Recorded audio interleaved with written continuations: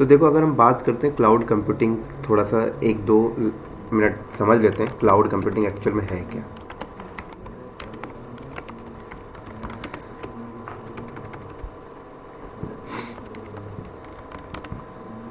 तो cloud computing को अगर आपको समझना है तो सबसे पहले आपको बेसिक चीज़ें आपके थोड़े से क्लियर होनी चाहिए। बेसिक चीज़ें मतलब एक तो कंप्यूटर वर्ड आपको पता होना चाहिए, कंप्यूटर क्या होता है, ठीक है। दूसरा आपको पता होना चाहिए कंप्यूटिंग क्या होता है। कंप्यूटर की बात करें तो इलेक्ट्रॉनिक डिवाइस, कंप्यूटिंग की बात करें तो प्रोसेस को कंप्यूटिंग कहते हैं ना। तो कंप्यूटिंग के नंबर ऑफ मॉडल्स हैं आईटी इंडस्ट्रीज में। पहला फर्स्ट मॉडल जो होता है आपका होता है डेस्कटॉप कंप्यूटिंग,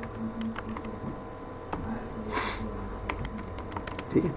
दूसरा मॉडल्स जो होते हैं आपके कंप्यूटिंग में वो होता है आपका क्लाइंट सर्वर कंप्यूटिंग,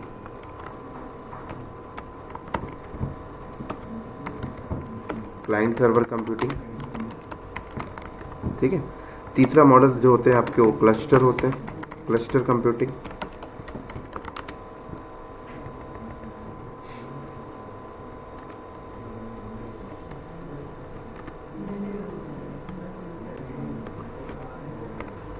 क्लियर। अगर फोर्थ मॉडल्स की बात करें तो फोर्थ मॉडल्स क्या होता है आपका ग्रिड कंप्यूटिंग,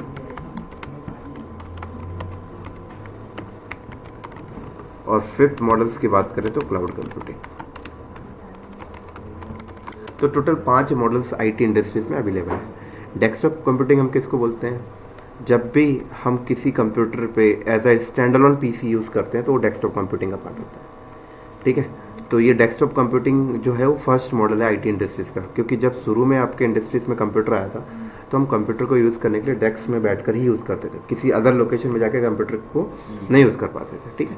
बट ये मॉडल्स आज भी चल रहे हैं। जैसे मैं लैपटॉप चला रहा हूँ, मैं डेस्कटॉप कंप्यूटिंग यूज़ कर रहा हूँ।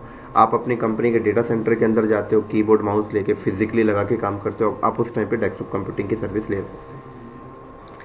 लेकिन डेस्कटॉप कंप्यूटिंग में ऐसा क्या ड्रॉबैक था कि अगला मॉडल्स आना पड़ा। तो डेस्कटॉप कंप्यूटिंग में ड्रॉबैक ये था कि आप इसको रिमोटली एक्सेस नहीं कर पा रहे थे, तो यही सबसे बड़ा ड्रॉबैक था, है ना। हमेशा सिस्टम के सामने ही अवेलेबल होकर यूज़ कर पा रहे थे। तो इस ड्रॉबैक को रिकवर करने के लिए अगला मॉडल्स आया। अगला मॉडल्स क्या है, क्लाइंट सर्वर कंप्यूटिंग। तो क्लाइंट सर्वर कंप्यूटिंग में क्या था कि आपके नंबर ऑफ कंप्यूटर्स आए, इधर देखिए, नंबर ऑफ आपने कंप्यूटर यहाँ लगाया, एक कंप्यूटर आपने यहाँ लगाया, कितने कंप्यूटर हो गए आपके पास टोटल, 4 कंप्यूटर हो गए, ठीक है। टोटल आपके पास 4 कंप्यूटर यहाँ पे हो गए। अब क्या हुआ, देखो इस कंप्यूटर में हमने सर्विस कॉन्फ़िगर कर दी। ये 3 कंप्यूटर इस कंप्यूटर की सर्विस को ले रहे हैं। तो सर्विस लेने वाला क्लाइंट्स होता है, देने वाला सर्वर होता है, ठीक है। तो अब सर्विस लेगा कब, जब कनेक्टेड होगा आपस में सारे, तभी सर्विस हो सकती है। तो यहाँ पे पिक्चर पे देखा गया तो आपके क्लाइंट के कंप्यूटर और सर्वर का कंप्यूटर एक साथ मिलकर काम हो रहा है, मिलकर काम कर रहा है, तो इसको बोला गया क्लाइंट सर्वर कंप्यूटिंग। तो यहाँ पर ड्रॉबैक रिकवर्ड हो गया। ड्रॉबैक रिकवर्ड होने का मतलब क्या है कि यहाँ पर वो टेंशन खत्म हो गई कि आप कंप्यूटर को इस्तेमाल करना है तो उसके सामने बैठना पड़ रहा है, ऐसा कुछ अब नहीं रहा। अब क्या होता है, आप रिमोट लोकेशन में जाके उसकी सर्विस गेट करके यूज़ कर रहे हैं। क्लियर। इसका भी एक ड्रॉबैक था, तभी आपका अगला मॉडल आया। इसका ड्रॉबैक क्या था, इसका ड्रॉबैक ये था कि अगर आपके क्लाइंट्स बढ़ रहे हैं, अगर आपके क्लाइंट्स बढ़ रहे हैं तो आपका जो सर्वर है वो हैंग हो जाता है ना, रिस्पॉन्स स्लो कर रहा है। क्यों, क्योंकि सर्वर की कैपेसिटी होगी। तो यही ड्रॉबैक था कि आपको अपने सर्वर की कैपेसिटी को बढ़ाने के लिए क्लाइंट से ना डाउन टाइम लेना पड़ता था। आप क्लाइंट से बोलते थे कि हमें डाउन टाइम चाहिए, तो आप डाउन टाइम लेते थे, सर्वर की हार्डवेयर कैपेसिटी को इंक्रीज़ कर रहे हो, उसकी परफॉर्मेंस को इंक्रीज़ कर रहे हो। तो यही डाउन टाइम ड्रॉबैक है कहीं ना कहीं, क्योंकि आज से 10 साल पहले आपको डाउन टाइम जैसा वर्ड सुनने को मिलता था, बट अब नहीं है ना। बोलते थे लोग गूगल की साइट डाउन है, IRCTC डाउन है, ये इंटरनेट बैंकिंग SBI डाउन है। क्यों, उन्होंने डाउन टाइम लिया है। तो डाउन टाइम लेने का मतलब कहीं ना कहीं बिजनेस को इम्पैक्ट हो रहा है, आपका बिजनेस डाउन जा रहा है। तो इसी डाउन टाइम को रिकवर कब किया गया, क्लस्टर कंप्यूटिंग पे आके। तो क्लस्टर कंप्यूटिंग में क्या होता है कि अगर क्लाइंट्स बढ़ रहे हैं तो हम क्या करते हैं, सर्वर की कैपेसिटी को इंक्रीज ना करके उसके पैरेलल पे सर्वर लगाते हैं, और जो एप्लीकेशन यहाँ चल रही थी सेम एप्लीकेशन यहाँ पे रन करते हैं, और ऊपर पे क्या करते हैं, लोड बैलेंसर रखते हैं। और सारे क्लाइंट्स क्या करते हैं, लोड बैलेंसर के साथ उनका इंस्ट्रक्शन बनता है। इंस्ट्रक्शन किसके साथ बनता है, लोड बैलेंसर के साथ बनता है, ठीक है। और लोड बैलेंसर सर्वर को डिस्ट्रीब्यूट कर रहा होता है ट्रैफिक को इक्वली। तो अब अगर आपको किसी सर्वर की अगर आपके पास नंबर ऑफ क्लाइंट्स इंक्रीज हो भी रहे हैं ना, तो आपको टेंशन नहीं लेनी है। आप क्या करोगे, एक और सर्वर ला के यहाँ पे रख दो, सेम कॉपी, और यहाँ पे ऐड कर दो। और कभी हार्डवेयर कैपेसिटी बढ़ानी भी है तो सारे के क्यों बढ़ा रहे हो, एक एक दो दो करके बढ़ाओ, तो डाउन टाइम नहीं आएगा। तो हम इसको क्लस्टर बोल दिए। क्लस्टर का मतलब क्या होता है, हिंदी वर्ड समूह। जब लोग एक साथ मिलकर एक काम करते हैं तो उसको क्लस्टर बोल दिया जाता है ना। तो इसको बोला गया क्लस्टर कंप्यूटिंग। क्यों बोला गया, कि सारे कंप्यूटर एक साथ मिलकर काम कर रहे हैं, तो इसको क्लस्टर कंप्यूटिंग वर्ड हमने दे दिया। इसका भी कोई ड्रॉबैक था, जिससे ग्रिड आया।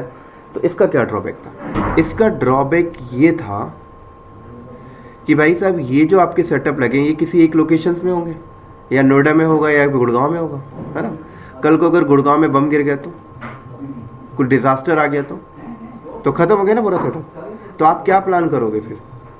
अगर आपने बोला कि भाई मेरा ऑफिस साइबर सिटी में, साइबर सिटी के आपने इस बिल्डिंग में एक लगाया, एक उस बिल्डिंग में लगाया, बम से दोनों खत्म हो गए। तो कंपनी में क्या बोला गया, एक काम करते हैं, इसका डीआर दूसरे लोकेशन में रख देते हैं। इसका डीआर सेटअप सिंगापुर में रख दिया गया, इसका डीआर सेटअप यूके में रख दिया गया। अब तीनों को आपस में कनेक्ट कर दिए। तो जब तीनों को आपस में कनेक्ट किए तो फिजिकली इसको पिक्चर में डायग्राम के फॉर्मेट में देखा गया तो एक ग्रिड की तरह नजर आने लगा कि अगर एक साइड भी डाउन होता है, एक कंट्री का साइड भी डाउन होता है, तो दूसरे कंट्री से रिस्पॉन्स मिलेगा। समझ आ रही मेरी बात यहाँ पर। तो क्लस्टर कंप्यूटिंग का भी एक ड्रॉबैक था कि अगर कुछ नेचुरल डिजास्टर होता है सेम लोकेशंस में तो आपके पास कोई रिकवरी नहीं है। वो रिकवरी कब रिकवर हुआ, ग्रिड कंप्यूटिंग के आने से। क्या आपने अपना डेटा सेंटर दूसरी कंट्री में भी लगाना स्टार्ट कर दिया और आपने आपस में कनेक्टेड डीआर बना लिया आपने। और डीआर जैसा ग्रिड जैसा कॉन्सेप्ट जो है, डीआर जैसा कॉन्सेप्ट है, कंपनी कई सालों से इस्तेमाल कर रही है। गूगल, एक्सेंचर, याहू कई सालों से इस्तेमाल कर रहे हैं। लेकिन कुछ साल के बाद एक नया टर्म्स आया, क्लाउड कंप्यूटिंग। समझ आ रही है मेरी बात। तो क्लाउड कंप्यूटिंग क्या है एक्चुअल में। तो देखो ये पूरा इंटरनेट है, ये पूरा आपका दुनिया है, समझ लो, है ना। इस दुनिया के अंदर गूगल वाला बैठा हुआ है, माइक्रोसॉफ्ट वाला बैठा हुआ है, इसके अंदर AWS वाला बैठा हुआ है, बहुत सारे लोग बैठे हुए हैं। इधर अमेजोन वाला बैठा हुआ है, इधर पे आपको माइक्रोसॉफ्ट वाला बैठा हुआ है,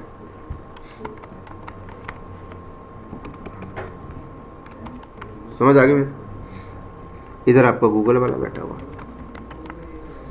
ठीक है। अब देखो एक इंडस्ट्रीज है, ऑर्गेनाइजेशन है NIST, national institute standard technology. ये यूएस की ऑर्गेनाइजेशन है। ये जितने भी IT के प्रोडक्ट्स आते हैं, चाहे सॉफ्टवेयर हो, चाहे हार्डवेयर हो, चाहे कुछ भी हो, सारे के सारे रूल्स इसके थ्रू डिज़ाइन किए जाते हैं, NIST ऑर्गेनाइजेशन के थ्रू, ठीक है। यूएस में ये। तो NIST ने एक ऑफर किया, है ना, एक ऑफर दिया सबको। और ऑफर क्या था कि आपके अपने डेटा सेंटर में अगर अनयूज कैपेसिटी है तो आप उसको रेंट में देके इनकम कर सकते हैं, कोई प्रॉब्लम नहीं है मुझे, ऐसा ऑफर दे दिया, राइट। या फिर जिनके पास नहीं है डेटा सेंटर तो वो लोग अपना डेटा सेंटर लगाकर दूसरों को रेंट में देते हैं और इससे इनकम करें, कोई प्रॉब्लम नहीं है, ऐसा एक ऑफर अपॉर्चुनिटी दिया। तो ये एक अपॉर्चुनिटी जब मिली सबको तो देखा जाता है कि लोग अपने डेटा सेंटर को रेंट में दे रहे हैं और उससे इनकम कर रहे हैं। तो बोला गया ये तो बिजनेस हुआ भाई, तो इस बिजनेस का नाम क्या रखें, तो इस बिजनेस का नाम रखा गया क्लाउड कंप्यूटिंग। तो ये बिजनेस का नाम है, cloud computing is nothing, it's the name of the business. इसका नाम क्लाउड ही क्यों रखा गया, क्योंकि आप देखो डेस्कटॉप कंप्यूटिंग रखा गया क्योंकि भाई आप कंप्यूटिंग की सर्विस डेस्क में बैठ कर ले रहे हैं, फिर क्लस्टर रखा गया, फिर ग्रिड रखा गया, क्लाइंट सर्वर रखा गया। इसका नाम क्लाउड कंप्यूटिंग क्यों रखा गया। कंप्यूटिंग का एक्चुअल मीनिंग क्या होता है कि प्रोसेसिंग, डेटा मैनिपुलेशन। इसका मतलब डेटा मैनिपुलेशन और प्रोसेसिंग आप किसी भी दुनिया के कोने में बैठ के कर सकते हैं। जिस तरीके से आप दुनिया के किसी भी कोने में जाओ आपको आसमान नजर आता है, इसी तरीके से दुनिया के किसी भी कोने में जाओ आप कंप्यूटिंग की सर्विस को गेट कर सकते हो। ये पीछे बैकग्राउंड का मीनिंग है, इसलिए इसके बिजनेस का नाम क्या रखा गया, क्लाउड कंप्यूटिंग। क्लियर। तो अब इस बिजनेस में सबसे पहले आने वाला बंदा अमेजोन है। अमेजोन का वैसे भी बिजनेस माइंडेड दिमाग रहता है, तो इनके पास कोई भी IT सेटअप नहीं थे। ये तो खरीदारी, ये तो सेल करते थे, ये सब जूता चप्पल, राइट। तो अमेजोन ने क्या किया, एक फटाफट अपनी डेटा सेंटर उन्होंने लगाना स्टार्ट कर दिया, है ना। और फटाफट डेटा सेंटर लगाना स्टार्ट कर दिया और रेंट में देना स्टार्ट कर दिया। एक इस कंट्री में, एक सिंगापुर, सब जगह लगा दिया और देना स्टार्ट कर दिया। तो देखा जाए इन्होंने सबसे पहले ये मार्केट पे आए इस बिजनेस में। उसके बाद माइक्रोसॉफ्ट और गूगल जैसी कंपनी को ऐसा विश्वास ही नहीं था कि कस्टमर ऐसा भी करेंगे, मतलब कस्टमर ऐसी सर्विस लेंगे। उनको लगता था कि कस्टमर अपना आईटी के सर्विसेज चला रहे तो अपनी बिल्डिंग में लगाएंगे लोग, उनकी थिंकिंग ऐसी थी। समझ आ रही मेरी बात यहाँ पर? बट ऐसा नहीं हुआ। जब अमेजोन ने फैसिलिटीज प्रोवाइड देने स्टार्ट कर दिया तो कई कंपनियां ने क्या किया कि अब अपना लगाना बंद करके इनसे लेना स्टार्ट कर दिया। तो अब इस रेस में माइक्रोसॉफ्ट भी आ गया। माइक्रोसॉफ्ट 2010 में आ गया, तो माइक्रोसॉफ्ट 2010 में इस बिजनेस पे आ गया। 2010 से लेकर 2014 तक तो इनके पास कुछ नहीं था। जो एक्चुअल में इन्होंने बूम मार्केट पकड़ा है 2014 से पकड़ा था। किसने? माइक्रोसॉफ्ट ने। ठीक है, तो माइक्रोसॉफ्ट ने क्या किया, अपना प्रोडक्ट जो क्लाउड कंप्यूटिंग में था उसका क्या नाम रख दिया, एजोर। अमेजोन ने क्या रख दिया, AWS। गूगल ने क्या रख दिया, GCP। समझ आ रही मेरी बात यहाँ पर? तो बस मार्केट लीडर की अगर बात करें तो अमेजोन अभी मार्केट लीडर है। फिर इन्होंने क्या किया, अपना क्लाउड कंप्यूटिंग की सर्विस देना स्टार्ट कर दिया और इन्होंने क्या URL बनाया, portal.azure.com, और एक ऑफर सा दे दिया।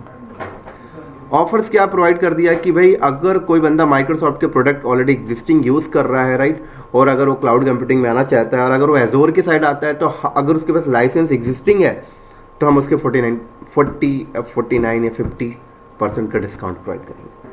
AWS वाले क्या बोलते हैं, ऐसा कुछ नहीं है कि आप हमारे पास आओगे तो आपको लाइसेंस नया लेना पड़ेगा, हम एग्जिस्टिंग लाइसेंस आपके एक्सेप्ट नहीं करेंगे। एक मिनट दोबारा बताने वाली बात, उनके सेम लाइसेंस यूज हो जाएंगे माइक्रोसॉफ्ट? हाँ, क्योंकि उसी की कंपनी है भाई।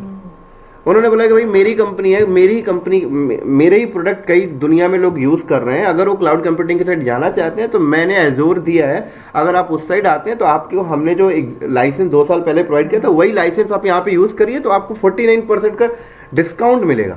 अगर आप अदर क्लाउड प्रोवाइडर के पास जाएंगे तो वो तो आपसे नए लाइसेंस में ही काम करवाएगा ना।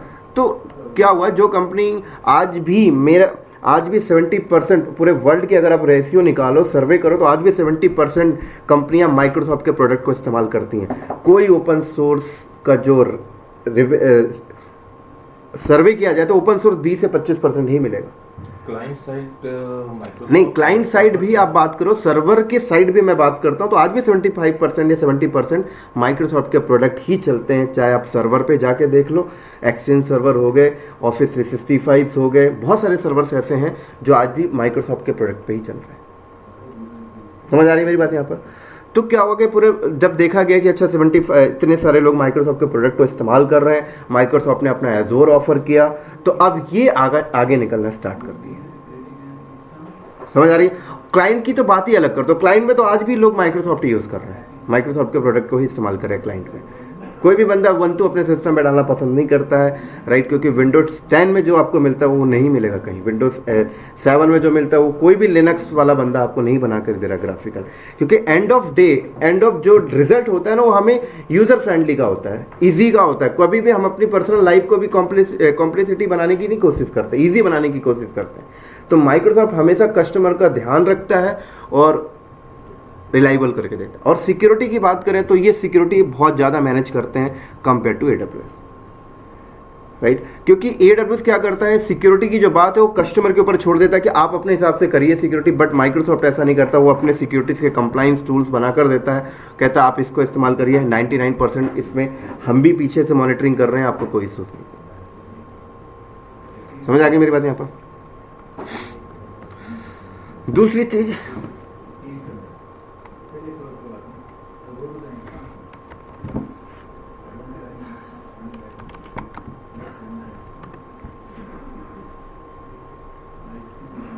माइक्रोसॉफ्ट, एप्पल, ये जो इनका मेन क्या कह सकते हो उनको ऑब्जेक्टिव जिस चीज पे काम करते हैं, सॉफ्टवेयर बनाते हैं, जो आपका क्लाइंट है, जो एंड यूजर है, फुलिश, आप सब कुछ अपने हिसाब से दे दो उसको, एज्यूम कर लो हर चीज।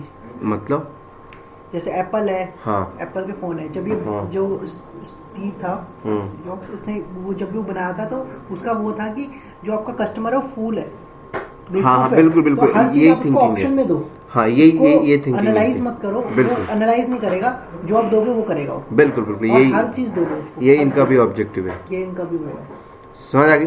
तो देखो, माइक्रोसॉफ्ट एजोर पे अगर आप प्रैक्टिस करना चाहते हैं तो सबसे पहले आपको create your Azure free tier account आपको बनाना पड़ेगा, ठीक है। जैसे आप अकाउंट बनाओगे तो get started with 12 month of free tier service, 12 महीने के लिए ये भी आपको फ्री टियर की सर्विसेज देते हैं।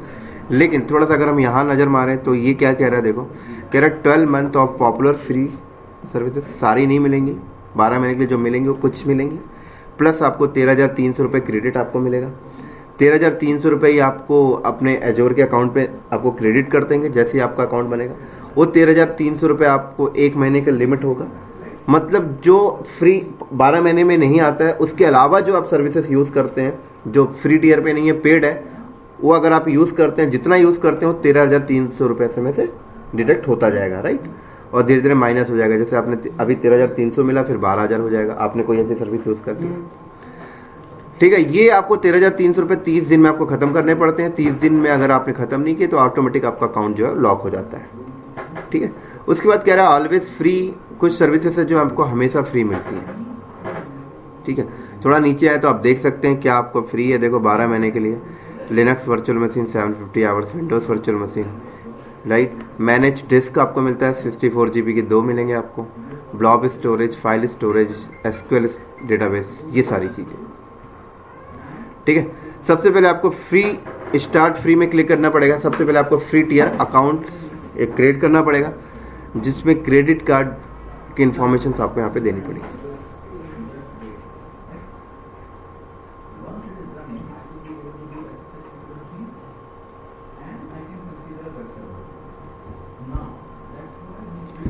ठीक है, तो sign up your pay as you can free tiers, इसको पहले मैं साइन आउट कर लेता हूँ।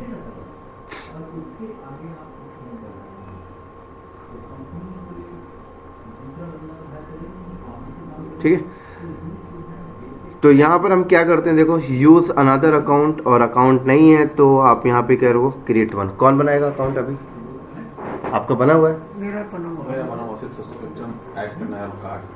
सब्सक्रिप्शन फ्री टियर खत्म हो गया?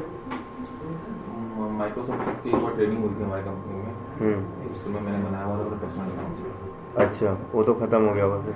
तो मैं दूसरे अकाउंट से बनाता हूँ। अच्छा अच्छा, आ जाइए फिर। मेरे पास भी है, चलो आप कर लो।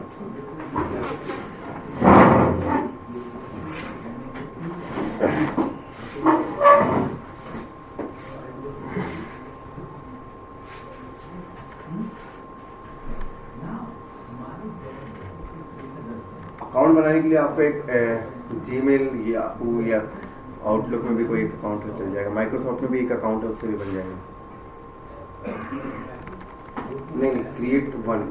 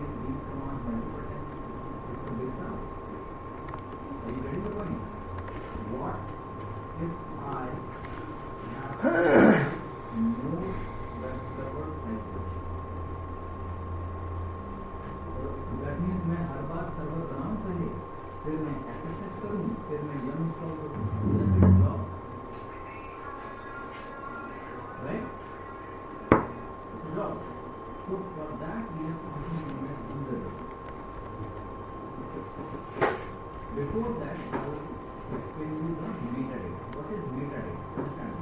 Now suppose you are working on this server, right?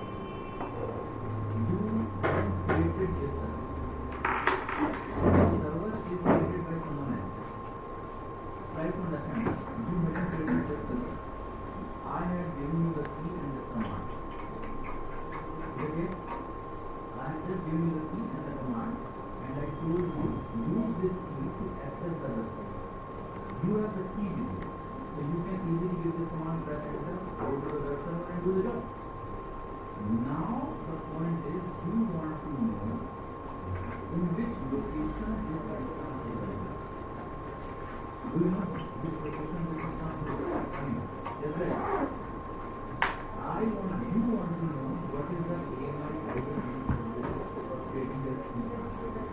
You want to know what is the hardware type used for creating this system.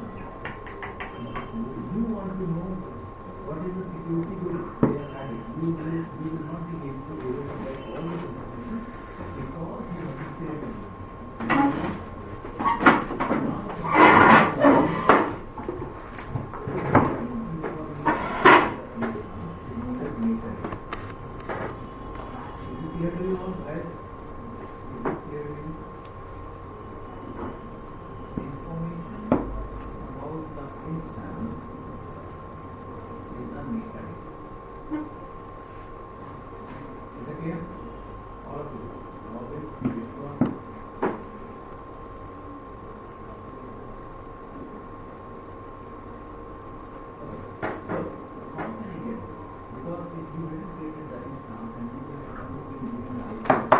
चलो, तो देखो जैसे ही आप अकाउंट लॉगिन करते हो, यहाँ पे देखो आपका लॉगिन मिलता है, राइट। यहाँ से आप अकाउंट साइन अप कर सकते हो। यहाँ से आप देखो कुछ फीडबैक वगैरह इनको दे सकते हो, ठीक है। यहाँ से आप कुछ आपको डॉक्यूमेंटेशन चाहिए, यहाँ से हेल्प ले सकते हो आप, सपोर्ट वगैरह। सेटिंग पे अगर आप जाओगे तो यहाँ से देखो सेटिंग आप कर सकते हो, है ना। आपको फॉन्ट वगैरह चेंज करना है, ये सारी चीज़ें सबसे बेस्ट आपका यही है जो है। इसी तरीके से आपका जो लॉगिन है ये 15 मिनट के बाद ऑटोमेटिक लॉग आउट हो जाए स्क्रीन, तो आप सेट कर सकते हो यहाँ से। हाँ, कस्टम ड्यूरेशन भी सेट कर सकते हो कि भाई 2 मिनट तक मैं कोई काम नहीं करूँ तो लॉग आउट हो जाए। तो ये सारी चीज़ें सिक्योरिटी पर्पज़ से की जाती हैं, बट अभी हम नेवर करके चलते हैं। Clear sir? ऐसे देखो यहाँ पर नोटिफिकेशंस हैं कि जो भी आप एक्टिविटीज़ करते हो सारी चीज़ें नोटिफिकेशंस में आती हैं, ठीक है। यहाँ पर देखो आपको थोड़ा सा यहाँ पर डायरेक्टरी सर्विस आपको मिल जाती है। यहाँ पे आप आओगे तो आपको क्लाउड सेल मिल जाएगा। मतलब आपको अगर ब्राउज़र से काम करना नहीं है तो यहीं पे आपको क्लाउड में ही सेल मिल जाएगा, यहीं से कमांड एग्जीक्यूट करके आप काम कर सकते हो, ठीक है। एजोर का सबसे बड़ा ड्रॉबैक है कि बहुत ज़्यादा स्लो है, प्रोविजनिंग इसके बहुत ही स्लो है, ठीक है। कोई सर्विसेज है तो ऐसी हैं कि प्रोविजनिंग होने में 45 मिनट लग जाता है। आपको लगेगा सर बोरिंग लगेगा फील क्लास है तो ये इसका बहुत बड़ा एक ड्रॉबैक है। क्लियर? चलो यहाँ पे देखो आपको डेली बेसिस पे काम करना है, जैसे फेवरेट्स होते हैं ना आपके ब्राउज़र में, तो यहाँ पे फेवरेट्स में आप अपनी सर्विसेज रख सकते हो जो आप डेली काम करना चाहते हो।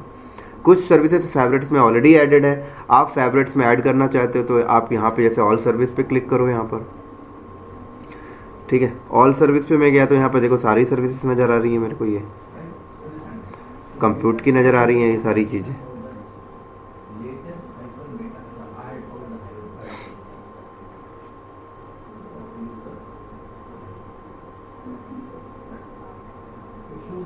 ठीक है, तो यहाँ पे देखो कंप्यूट में आ गए तो कंप्यूट की सारी सर्विसेज नज़र आ रही हैं, नेटवर्किंग की सारी सर्विसेज नज़र आ रही हैं, स्टोरेज की आ रही हैं, ठीक है। ये सारी चीज़ें देखो एजोर में सबसे बड़ा जो बेनिफिट्स है, कोई भी सर्विसेज आप क्रिएट करना चाहते हो तो एजोर में सबसे पहले होता है कि सब्सक्रिप्शंस का कोई भी चीज़ करना है तो सबसे पहले एजोर में अकाउंट कोई भी बड़ी चीज़ नहीं है, अकाउंट कोई भी बना सकता है। सबसे इंपॉर्टेंट होता है सब्सक्रिप्शन, सब्सक्रिप्शन के अंदर इन्होंने रिसोर्स ग्रुप, एक हिरार्की सिस्टम इन्होंने बना के रखा।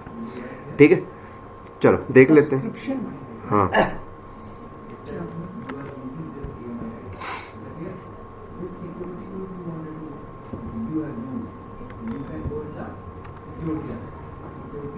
चलो तो सबसे पहले एज़ोर में देखो अकाउंट होता है, राइट। तो अकाउंट तो कोई भी किसी का भी यूज़ कर लो, कोई मैटर नहीं करता। कंपनी मेरा अकाउंट यूज़ कर ले, कोई मैटर नहीं करता। कंपनी आपका अकाउंट यूज़ कर ले, कोई मैटर नहीं करता। यहाँ पे सबसे इंपॉर्टेंट होता है सब्सक्रिप्शन, ठीक है। बट कंपनी जब भी कोई कंपनी काम करती है एज़ोर के ऊपर, तो वो अपना खुद का एक अकाउंट बनाती है ना। जैसे मान लो कि कंपनी SCL वो काम कर रही है, तो उसने क्या किया यहाँ पर एज़ोर हेल्प डेस्क @scl.com ऐसे उन्होंने एक अकाउंट जनरेट कर लिया, राइट। अब वो क्या करेंगे, इसके नीचे ना एक सब्सक्रिप्शन बनाएंगे। क्या बनाएंगे? एक सब्सक्रिप्शन बनाएंगे सबसे पहले। ये सबसे इंपॉर्टेंट होता है, ठीक है। क्या बनाएंगे? सब्सक्रिप्शन।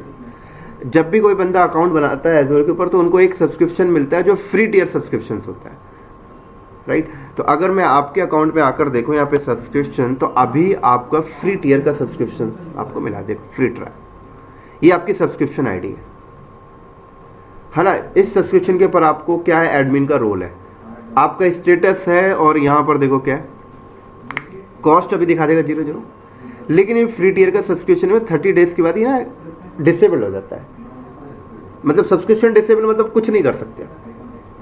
कंपनी क्या करती है कि अपना खुद का सब्सक्रिप्शन बनाती है, और जब सब्सक्रिप्शन खुद का बनाती है तो उसको ना पूरा कार्ड की इंफॉर्मेशन डालनी पड़ती है, क्रेडिट कार्ड वगैरह, ठीक है। तो अब कंपनी ने क्या किया, सब्सक्रिप्शन बनाया। सब्सक्रिप्शन बनाने के बाद अब सब्सक्रिप्शन के अंदर चीज़ों को लॉन्च किया जाता है। तो सब्सक्रिप्शन के अंदर अब रिसोर्सेस लॉन्च किए जाते हैं। अब रिसोर्सेस की बात करें तो बहुत सारे रिसोर्सेस आ जाते हैं, है ना। जैसे आपने बोला एक VM की रिसोर्स हो गया, एक आपका VNet रिसोर्स हो गया, एक आपका स्टोरेज रिसोर्स हो गया, एक आपका डेटाबेस रिसोर्स हो गया, समझ आ रही, एक आपका बैकअप रिसोर्स हो गया, एक आपका लोड बैलेंसर रिसोर्स हो गया,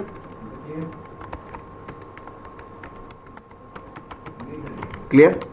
तो ये सारे क्या है, रिसोर्सेस हैं, राइट। ये सारे रिसोर्सेस किसके अंदर जाते हैं, सब्सक्रिप्शन के अंदर जाते हैं। लेकिन एक बेटर मैनेजमेंट के लिए इन्होंने बोला कि सारे रिसोर्सेस जो होंगे ना, वो एक ग्रुप में रखिए। एक बेटर मैनेजमेंट के लिए क्या बोला कि सारे रिसोर्सेज को आप एक ग्रुप में रखिए। उस ग्रुप का नाम ये उन्होंने क्या रखा है, रिसोर्स ग्रुप।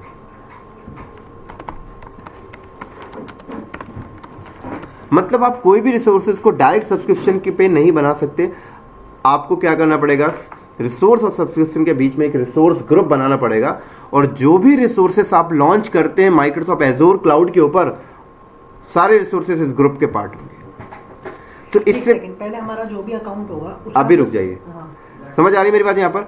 तो आप जो भी रिसोर्सेस है वो रिसोर्सेस क्या करते हैं, एक ग्रुप में डालेंगे, और ये रिसोर्स ग्रुप इस सब्सक्रिप्शन से बिलोंग कर रहा है। तो इससे फायदा क्या हो गया कि कल को अगर मेरे पास कोई बंदा आया जिसको मैं एज़ोर क्लाउड पे काम करवाने का राइट देना चाहता हूँ, है ना, कोई बंदा मैंने हायर किया जो एज़ोर पे काम करेगा हमारे XYZ, तो मैं अब ये बंदा को क्या करूँगा, मैं हर एक रिसोर्स पे राइट्स नहीं दूंगा, मैं इस बंदे को इस रिसोर्स ग्रुप में राइट्स दे दूंगा। तो इस रिसोर्स ग्रुप में आने वाली सारी सर्विस पे वो काम कर सकता है। समझ आ रही मेरी बात यहाँ पर। तो आप क्या कर रहे हो, रिसोर्सेज को एक ग्रुप में डाल रहे हो, that is a resource group. इससे बेनिफिट्स क्या हो गया कि कल को हम कंपनी के अंदर क्या करते हैं पता है, कल को हम कंपनी के अंदर हमने बोला कि हमारे इस सब्सक्रिप्शन पे 3 डिपार्टमेंट काम कर रहे हैं, है ना। तो हमने एक रिसोर्स ग्रुप बनाया, किसके लिए, एक बनाया हमने डेवलपमेंट के लिए, एक डेव टीम के लिए अगर अलग रिसोर्स ग्रुप बना लिया। इसी सब्सक्रिप्शन के अंदर हमने क्या किया, एक और रिसोर्स ग्रुप बना लिया। हमने ये रिसोर्स ग्रुप बना लिया किसके लिए, टेस्ट डिपार्टमेंट के लिए बना लिया, ठीक है। इसी सब्सक्रिप्शन के अंदर हमने क्या किया, एक प्रोडक्शन टीम भी है, हमने एक और रिसोर्स ग्रुप बना लिया, हमने बोला प्रोड टीम। समझ में आ रही है। तो अब हमने क्या बोला, जो बंदे डेवलपमेंट से बिलोंग करते हैं उनको इस रिसोर्स ग्रुप में राइट्स दिया गया, जो बंदे टेस्टिंग की टीम से बिलोंग करते हैं उनको इस रिसोर्स ग्रुप में राइट दिया गया, जो बंदे प्रोडक्शन की टीम में काम कर रहे हैं उनको इस रिसोर्स ग्रुप से। तो अब टेस्टिंग वाले बंदे क्या कर रहे हैं, वो भी रिसोर्स क्रिएट कर रहे हैं लेकिन अपने ग्रुप के अंदर। समझ आ रही है मेरी बात यहां पर? ये लोग अपने रिसोर्स ग्रुप के अंदर, तो ये लोग जो भी रिसोर्सेज क्रिएट कर रहे हो इस रिसोर्स ग्रुप से बिलोंग कर रहा है, ये लोग जो भी रिसोर्स क्रिएट कर रहे हैं इस रिसोर्स ग्रुप से बिलोंग कर रहा है ना। प्रोडक्शन की टीम को इसी रिसोर्स ग्रुप में राइट्स है, टेस्टिंग की टीम को इसी रिसोर्स ग्रुप में राइट्स है, और डेव की टीम को इसी रिसोर्स ग्रुप में राइट्स है। इससे एक और बेनिफिट्स हुआ कि जब आप इस सब्सक्रिप्शन की लास्ट में बिलिंग निकालते हैं, जब इस सब्सक्रिप्शन की मंथली बिलिंग निकलती है तो बिलिंग आप रिसोर्स ग्रुप के हिसाब से निकाल रहे हो। ग्रुप बाय एक्सपोर्ट कर सकते बिल्कुल सर, रिसोर्स ग्रुप कुछ भी नहीं है, जस्ट काइंड ऑफ आप अपनी कंपनी में ग्रुप बनाते हो ना, बस वही है और कुछ नहीं। Just like a team, just like a team.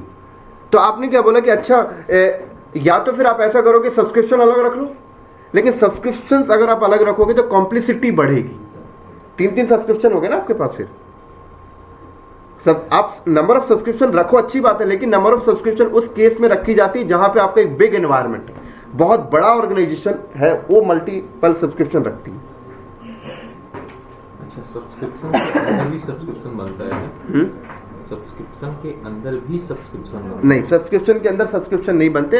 Subscription के नंबर ऑफ टाइप्स होते हैं कि आप कौन सा सब्सक्रिप्शन ले रहे हैं, है ना। एक होता है पे एज यू गो सब्सक्रिप्शन, एक होता है टेक्निकल सपोर्ट सब्सक्रिप्शन, है ना। पे एज यू गो में क्या होगा, जितनी सर्विसेज आप यूज करेंगे उतना ही चार्ज लगेगा, कोई टेक्निकल सपोर्ट्स नहीं लेगा, राइट। एक टेक्निकल सपोर्ट्स वाला सब्सक्रिप्शन है जिसमें एजोर आपको टेक्निकल सपोर्ट्स भी अपने एंड से देगा, वो चीजें बाद में देखेंगे। नहीं, टाइप समझना चाह रहा था। फॉर एग्जांपल, अगर आपने मल्टीपल सब्सक्रिप्शन बनाए तो उसके जो रूल्स और प्रिविलेज होते हैं उसको भी हम कस्टमाइज कर सकते हैं। वो कर सकते हो, वो पूरे सब्सक्रिप्शन के पूरे रूल्स रेगुलेशन को आप कस्टमाइज कर सकते हैं कि इस सब्सक्रिप्शन पे ये फलाना बंदा काम न कर पाए, इस सब्सक्रिप्शन के ऊपर जो वीएम्स क्रिएट हो रही हैं अगर उस वीएम में कोई पब्लिक आईपी दे दिया तो क्रिएट ना हो, उस सब्सक्रिप्शन के अंदर 5 GB से ज़्यादा स्टोरेज क्रिएट ना हो, उस सब्सक्रिप्शन के ऊपर अगर दिल्ली के साउथ एक्स में बैठ के कोई डिप्लॉयमेंट कर रहा है वहां से ना हो। हर एक पॉलिसी आप लगा सकते हो सब्सक्रिप्शन के ऊपर। अच्छा, सब्सक्रिप्शन पे ये भी कर सकते हैं। फॉर एग्जांपल, अगर मेरे पास 3 सब्सक्रिप्शन है, हाँ। एक को मैंने बना दिया मास्टर, दूसरे को बना दिया एज पर रिक्वायरमेंट, कस्टमाइज कर दिया, तो मास्टर वाला वो दोनों को मैनेज कर सकता है? बिल्कुल बना सकते हो, बिल्कुल पॉसिबल है। तो जब आप सब्सक्रिप्शन बताओगे तो समझ आ गई मेरी बात है। अब पूछो क्या पूछ रहे थे आप? नहीं, मैं कह रहा था जो सब्सक्रिप्शन जो एक अकाउंट का एक सब्सक्रिप्शन हमने बनाया, मल्टीपल भी बना सकते हैं। मल्टीपल भी बना अब सकते हैं। उस सब्सक्रिप्शन जो होता है उसको बाइंड होता है रिसोर्स ग्रुप, ये क्या होता है? किसपे? मतलब वो जैसे मान लो मैंने ज्वाइन किया, ऑर्गेनाइजेशन ज्वाइन किया, ठीक है, मुझे एक रिसोर्स ग्रुप का पार्ट बना दिया उन्होंने, ठीक है। अब जो मैं काम करूंगा तो रिसोर्स ग्रुप और सब्सक्रिप्शन की बाइंडिंग कैसे हो रही है, वो मतलब वो बाइंडिंग कैसे कर रहे हैं कि जो वो बिलिंग कैसे कैलकुलेट कर रहे हैं कि अगर मैंने कोई EBS वॉल्यूम में कुछ क्रिएट किया है तो वो ये कैसे डिटरमाइन करेगा कि ये इस रिसोर्स ग्रुप का बंदा है और इसकी बिलिंग इतनी हुई। आपने सब्सक्रिप्शन बना के छोड़ दिया, हाँ, ठीक है। अब उसके बाद आप रिसोर्स ग्रुप बनाओगे, हाँ, खुद बनाओगे, तो जब आप रिसोर्स ग्रुप बनाओगे ना तो आप बताओगे कि रिसोर्स ग्रुप हम इस सब्सक्रिप्शन के अंदर बना रहे हैं, बात खत्म। जैसे हायरार्की होती अच्छा, है ना, ठीक ऊपर से नीचे की ओर आ रही है। सब्सक्रिप्शन के अंदर आप रिसोर्स ग्रुप बना रहे हो, एक सब्सक्रिप्शन है तो मल्टीपल रिसोर्स ग्रुप हो सकता है। अगर एक ही रिसोर्स ग्रुप है तो उसकी जो भी बिलिंग होगी पूरी की पूरी रिसोर्सेज की होगी। ये एक आर्किटेक्चर की टीम डिजाइन करती है। जैसे आप एजोर सोल्यूशन आर्किटेक्ट हो, आपको बोला कि भाई एक प्रोजेक्ट आया आपके पास यूके से, है ना, इसके लिए अकाउंट डिजाइन करना है, तो आप सबसे पहले अकाउंट बनाओगे, सब्सक्रिप्शन ले लोगे, उसके बाद सब्सक्रिप्शन के बाद आप अपने प्रोजेक्ट हेड से पूछोगे भाई इस सब्सक्रिप्शन के ऊपर कितनी टीम काम करेगी। उसने बताया 4 टीम काम करेगी, तो फिर आप जाओगे 4 रिसोर्स ग्रुप बनाओगे। समझ में आ रही है? आपने बनाया एक रिसोर्स ग्रुप, 2, 3, 4। अब अपने बॉस से पूछोगे सर ये रिसोर्स ग्रुप जो मैं बना रहा हूँ वो क्या सारे एक ही सब्सक्रिप्शन से बिलोंग करेंगे या अलग करना है? तो आपका मैनेजर बोलेगा कि एक ही से कर दे, या आपका मैनेजर बोलेगा नहीं यार एक वाला जो टीम है ना वो बहुत ज़्यादा सिक्योरिटी है, तो हमने ऐसा प्लान किया है कि जो चौथा वाला टीम है उसकी सब्सक्रिप्शन भी अलग रखेंगे। ऐसा क्यों होता है मैं आपको बताता हूँ। क्या होता है कि आप सब्सक्रिप्शन किस केस में आप अलग करोगे पता है? मान लो इस सब्सक्रिप्शन के ऊपर 3 टीम काम कर रही है ना, तो तीनों के पास राइट्स होगा, अब मान लो आपको डर लगता है कि ये टीम का बंदा थोड़ा सा फ्रॉड है, इस टीम के बंदे से आपको डर लग रहा है, तो आप अपना सब्सक्रिप्शन अलग कर लो ना, उस केस में अलग की जाती है। अदरवाइज कंपनी के अंदर एक सब्सक्रिप्शन रखेंगे तो कॉम्प्लेक्सिटी नहीं आएगी, आपका जॉब बढ़िया चलेगा, आपका ऑर्गेनाइजेशन बड़ा है तो मल्टीपल सब्सक्रिप्शन रखी जाती मल्टीपल सब्सक्रिप्शन है। बिल्कुल यूज कर रहे होंगे आप, कर रहे हैं, प्रोडक्शन अलग, नेट प्रोड अलग, टीम प्रोड अलग, या मल्टीपल सब्सक्रिप्शन उस केस में यूज करा जाता है जैसे हम तीनों ने मिलकर एक टीम खड़ा किया कि अब हम कंपनी में काम नहीं करेंगे, हम लोग मार्केट में सोल्यूशन देंगे। समझ में आ रही है? तो हमने जब प्रोजेक्ट उठाया तो हम तीनों ने एक अकाउंट बनाया जिसमें अपनी इंफॉर्मेशन डाला, लेकिन हमारे पास एक टीसीएस से प्रोजेक्ट आया, एक एचसीएल से आया, एक विप्रो से आया, तो अब हम एक ही सब्सक्रिप्शन में तीनों को नहीं डाल देंगे ना, तो हमने फिर उनके लिए अलग अलग सब्सक्रिप्शन बनाया। एक ये केस हो जाता है। मतलब अगर कंपनी के अंदर मल्टीपल टीम है और जैसे कोई अगर जैसे मैं अपनी कंपनी की बात करूं तो मेरी एक ग्रुप है, उस ग्रुप के अंदर मल्टीपल कंट्री है, हमने कंट्री वाइज सब्सक्रिप्शन बनाया, देन आफ्टर अच्छा सब्सक्रिप्शन हो गया, नंबर ऑफ वर्चुअल मशीन ज़्यादा हो गए, बिलिंग निकालने में प्रॉब्लम हो रही है, मल्टीपल टीम काम कर रही है, देन स्प्लिट। अब होता क्या है कि सब्सक्रिप्शन की भी लिमिट होती है कि ये सब्सक्रिप्शन में इससे ज़्यादा रिसोर्स नहीं आएंगे, जैसे एक सब्सक्रिप्शन में 25,000 VM से ज़्यादा नहीं हो सकती, 25,000, तो भाई 25,000 से ज़्यादा VMs आपको चाहिए तो फिर सब्सक्रिप्शन अलग करनी पड़ेगी।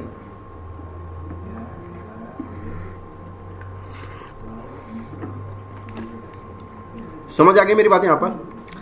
तो रिसोर्स ग्रुप क्लियर हो गया। कलेक्शन ऑफ रिसोर्स को रिसोर्स ग्रुप कह रहे हैं, ठीक है। तो जैसे ये हमारे पास देखो ये फ्री टियर सब्सक्रिप्शन है ना, करंट कोई कॉस्ट नहीं है। अगर आपको सब्सक्रिप्शन बनानी है तो देखो यहाँ पे ऐड करिए, अगर फर्दर और सब्सक्रिप्शन आपको बनानी है ये तो बनानी पड़ेगी 30 दिन बाद, बिल्कुल बनानी पड़ेगी, इसी को आप एक्टिवेट कर सकते हैं। तो ये कितने पैसे मांगता है? पैसे नहीं मांगता, आपसे पूछेगा सब्सक्रिप्शन क्या बना रहे हो, उसके बाद पैसे लेगा। देखो यहाँ पे कह रहा है कि पे एज यू करना है, या डेवलपमेंट सपोर्ट के लिए करना है, या प्रोफेशनल डायरेक्ट सपोर्ट करना है, स्टैंडर्ड सपोर्ट करना है। तो मुझे ये समझ नहीं आ रहा ना कि जो हमारा 12 मंथ का फ्री सर्विस है, हाँ, तो और ये जो 30 महीने का है, 30 तो महीने जो 30 दिन हाँ, फ्री ट्रायल हाँ, है, हाँ, ये 30 दिन बाद एक्सपायर हो जाएगा। तो इसी को अगर मैं रिन्यू कराता हूँ तो वो 12 मंथ वाला चलेगा इसके अंदर, या फिर इसके लिए हमारी अलग से बिलिंग होगी इसकी फ्री ट्रायल वाले की? आप जब अकाउंट बनाए हो तो अभी आपको एक सब्सक्रिप्शन मिला है, अभी आपने एक बनाया है, एक बनाया नहीं मिला है, नहीं बनाया है आप, मिलता कुछ नहीं है। ओपन करो एक बार मेरी वाली फिर से, एक मिनट, इन्होंने अभी सब्सक्रिप्शन बनाया है तो अब इनका जो फर्स्ट कस्टमर है ना, तो फर्स्ट कस्टमर को ये ऑफर देते हैं कि फ्री सब्सक्रिप्शन आपको मिलेगा। तो अभी इन्होंने जो सब्सक्रिप्शन लिया है वो फ्री टियर सब्सक्रिप्शन है, वो फ्री टियर सब्सक्रिप्शन में आपको 13,300 रुपये मिल चुका है। ये कहता है कि 13,300 रुपये 30 डेज में आपको खत्म करने होते हैं, ठीक है। ये फ्री टियर का सब्सक्रिप्शन 30 दिन के बाद ऑटोमेटिक हो जाएगा डिसेबल्ड, तो डिसेबल्ड हो जाएगा ये, तो अब इस सब्सक्रिप्शन में कोई काम नहीं होने वाला। तो अब 30 दिन के बाद अगर बंदा काम करना चाहता है तो अलग सब्सक्रिप्शन बनाएगा। तो जब एक नया सब्सक्रिप्शन बनाएगा तो ये जब नया सब्सक्रिप्शन बनेगा तो इनमें से कोई एक बना सकता हो। तो हम पे एज यू गो बना लेते हैं। पे एज यू गो का मतलब होता है कि जितना यूज करोगे उतना ही पैसा आपको लगेगा। और जो 30 दिन के अंदर जो मैंने रिसोर्सेज यूज करे वो उसके अंदर चले आएंगे क्या? क्यों जाएंगे? तो वही तो कह रहा हूँ। आप प्रोडक्शन में ऐसा काम थोड़ी करोगे, प्रोडक्शन में फ्री टियर सब्सक्रिप्शन में काम करोगे क्या? नहीं, प्रोडक्शन में तो आप पे एज यू गो में जाके काम करोगे या फिर स्टैंडर्ड सपोर्ट में जाके काम करोगे ना। तो बट लर्निंग तो मेरी अभी तो मैं तो फ्री ट्रायल में सीखना चाह रहा हूँ ना ये सब चीजें। 30 दिन में नहीं सीख लोगे, 30 दिन का मैं क्या सीखने के लिए। कंपनी ट्रेनिंग ही एजोर का रखती है 4 दिन का। क्यों? हर कंपनी में जो ट्रेनिंग्स होते हैं वो मंडे टू फ्राइडेज होते हैं, 4 दिन में खत्म। अब आपके पास अभी भी 26 दिन है प्रैक्टिस करने के लिए, आप 26 दिन में पूरी लैब कर लेंगे, जरूरत नहीं है आपको।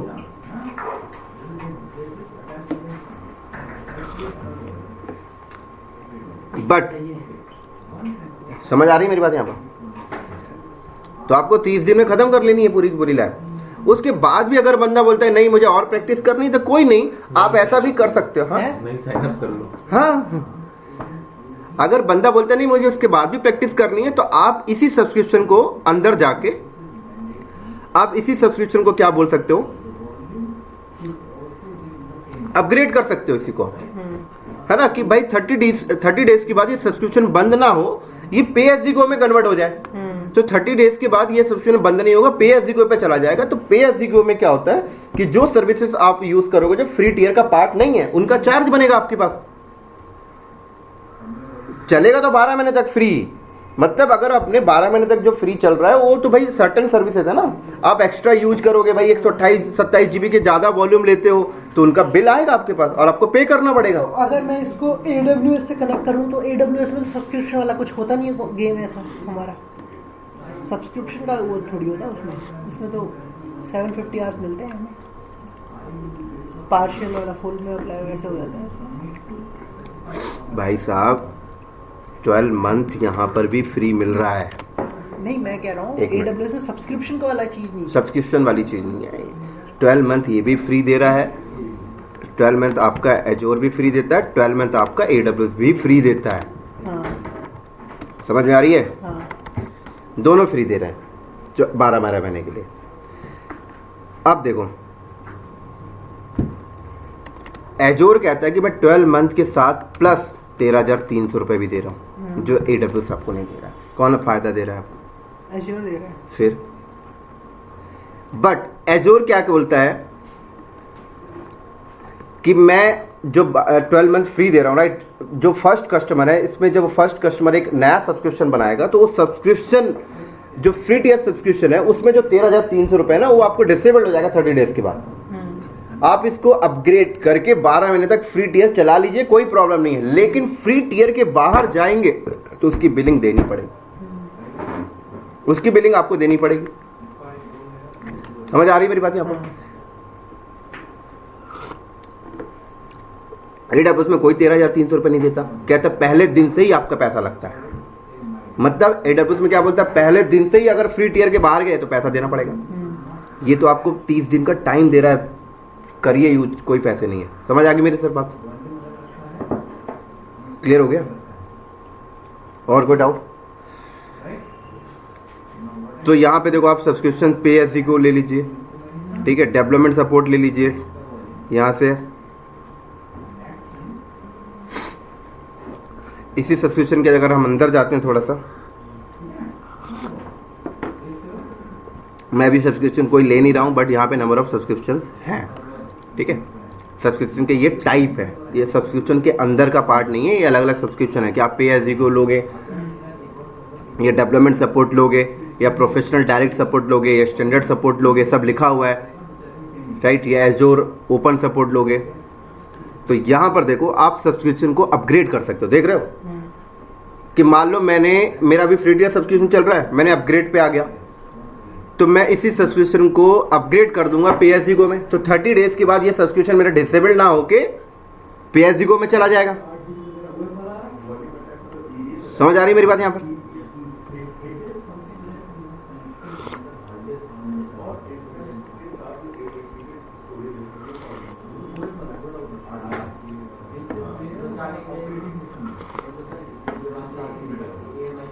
ये देखो, इधर देखो सर, तो देखो साफ साफ लिखा हुआ है अपग्रेड कर रहे हो ना, किस में अपग्रेड करना चाहते हो? देखो डेवलपर प्लान में मंथली इतना लगेगा आपको, जिसपे लिखा भी है भाई आपको सपोर्ट मिलेगा, फिर टेक्निकल सपोर्ट बिजनेस आवर्स में। स्टैंडर्ड में करोगे इतना लगेगा, 24/7 आपको सपोर्ट मिलेगा, response time less than 2 hours. Professional direct में आपको बोल रहा है ये इतने थाउजेंड्स रुपीज लगेंगे आपको। नो टेक्निकल सपोर्ट्स, कोई टेक्निकल सपोर्ट्स नहीं चाहिए आपको, तो बात खत्म भाई, पे एज यू गो। समझ आ रही मेरी बात? यहाँ पर आप सेलेक्ट करिए, अपग्रेड कर लीजिए। मैं यहाँ पे कोई अपग्रेड नहीं करूंगा, यहाँ पर मैं कैंसिल कर रहा हूँ, बैक आ रहा हूँ। कंपनी में जाके अपग्रेड की जाती है। आपको अगर बोला जाता है कि आपका सब्सक्रिप्शन अपग्रेड करना है, यहाँ पे आके सब्सक्रिप्शन के अंदर जाके आपको कंपनी में अपग्रेड करना होगा। क्लियर? हाँ जी सर। चलो थोड़ा सा और सब्सक्रिप्शन के बारे में देख लेते हैं। मैनेज सब्सक्रिप्शन में जा सकते हो आप, सर्विस को यहाँ पे मैनेज कर सकते हो।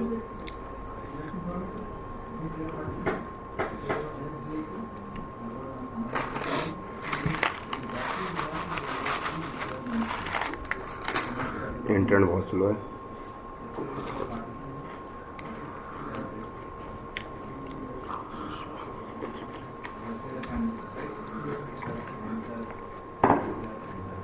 ये देखो साफ साफ कह रहा है 13,300 मिला है। अभी फुल पैसा आपके पास बचा हुआ है, 29 डेज आपके पास लेफ्ट है, ठीक है। पेमेंट मेथड मैनेज कर सकते हो यहाँ से, सारी चीज़ें बता रहा है। अभी आपने कुछ भी यूज नहीं किया। उसी के साथ साथ कैंसिल सब्सक्रिप्शन को कैंसिल कर सकते हैं आप, रीनेम कर सकते हैं सब्सक्रिप्शन को। अभी आपके सब्सक्रिप्शन का जो नाम है फ्री ट्रायल है, आप इसको रीनेम कर सकते हैं। चेंज डायरेक्टरी, सबसे इंपॉर्टेंट पॉइंट, आप सब्सक्रिप्शन के साथ डायरेक्टरी भी ऐड कर सकते हैं। जैसे मैंने ये सब्सक्रिप्शन बनाया, इस सब्सक्रिप्शन के साथ मैंने डायरेक्टरी ऐड कर दिया। लो, इस सब्सक्रिप्शन के साथ मैंने एक डायरेक्टरी बाइंड कर दिया। डायरेक्टरी का नाम क्या है? sanjaydahiya.com। समझ आ रही है? तो ये डोमेन है। बिल्कुल सर, इस सब्सक्रिप्शन के साथ मैंने ये डायरेक्टरी बाइंड कर दिया। तो अब इस सब्सक्रिप्शन के अंदर जितने भी मैं IM यूजर बनाऊंगा, है ना, वो IM यूजर ऐसे हो सकते हैं, Rahul @ ठीक है, जितने भी यूजर बना रहा हूं मैं, समझ आ रही मेरी बात? यहां पर Karan @ तो इससे क्या होगा? इससे मैंने डायरेक्टरी बाइंड किया तो क्या बेनिफिट्स हुआ कि पता लग रहा है कि अच्छा ये यूजर इस डोमेन से बिलोंग कर रहे हैं और ये डोमेन इस सब्सक्रिप्शन से बाइंडिंग है। ये भी एक सॉल्यूशन आर्किटेक्ट का पॉइंट है। तो अगर मान लो आपकी कंपनी एजोर पे टेक्निकल सपोर्ट देती है, आपके पास विप्रो का भी कॉन्ट्रैक्ट है, SCL का भी है, TCS का भी है, तो आपने क्या किया? उनकी डायरेक्टरी को ना उनके सब्सक्रिप्शन के साथ बाइंड कर दिया। लो, SCL का SCL के साथ कर दिया है, scl.com, उसका उसके साथ, उसका उसके साथ। तो ये सब्सक्रिप्शन है, हाँ, एक के साथ मल्टीपल डायरेक्टरी बाइंड हो सकता है। एक सब्सक्रिप्शन के साथ मल्टीपल डायरेक्टरी आपका बाइंड हो सकता है। तो फॉर एग्जांपल अगर ये सब्सक्रिप्शन बना हुआ है, इसके साथ हम SCL भी बाइंड कर सकते हैं, विप्रो भी बाइंड कर सकते हैं, TCS भी बाइंड कर सकते हैं। बिल्कुल कर सकते हैं, बट ऐसा किया नहीं जाता। मतलब टेक्निकली फीजिबल हाँ, है। कर सकते हैं बिल्कुल।